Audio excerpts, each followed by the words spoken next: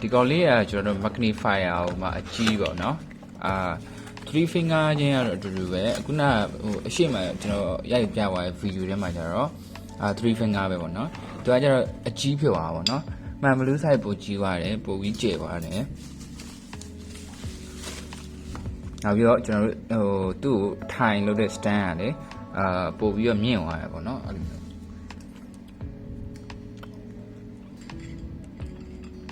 နောက်ပြီးတော့တစ်ခုကော်ပါသူစီမာကကျွန်တော်တို့ဒီဟိုဟာဘယ်လိုပြောမလဲဒီ stand လေးပါသွားပြီပေါ့နော်ကျွန်တော်တို့ဒီခဲကောက်ကိုအထိုင်ထားဖို့အတွက် stand လေးတစ်ခုအပို့ပါတယ်ပေါ့နော်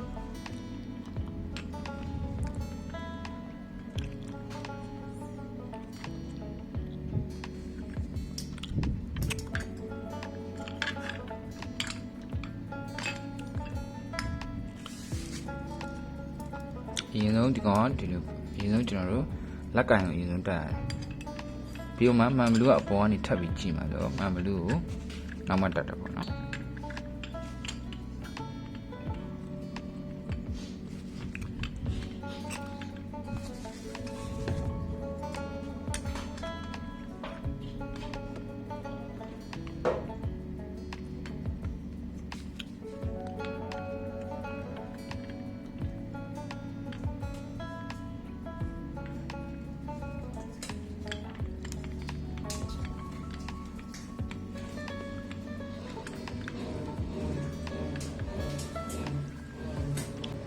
ဒီပုံစံမျိုးလေးပေါ့နော်ပြီးသွားရင်ကျွန်တော်ဒါခဲကောက် stand ထားမှာပေါ့နော်ဒီလိုကျွန်တော်ကြဒ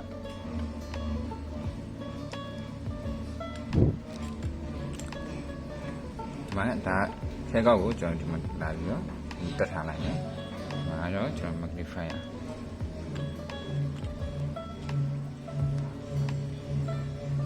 ဒီပုံစံလေးပေါ့နော်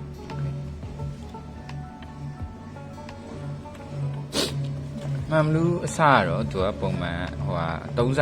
ချက်ပြီးတယ်ဗျနော်ဒါယူဒါမှန်ဘလူးနဲ့နော်စာကိုကြည့်ကြည့်ရင်တိတအားရဟုတ်စာခုနတသေးလေးဒီကောင်အခုဆိုရင်စာအကြီးဖြော်ပါတယ်ပေါ့နော်ဒဲမြင်ရပါတော့ဟုတ်ကဲ့ဒီနေ့တော့ကြည့်ရပါဗျအားလုံးကျေးဇူးများကြီးတင်ပါတယ်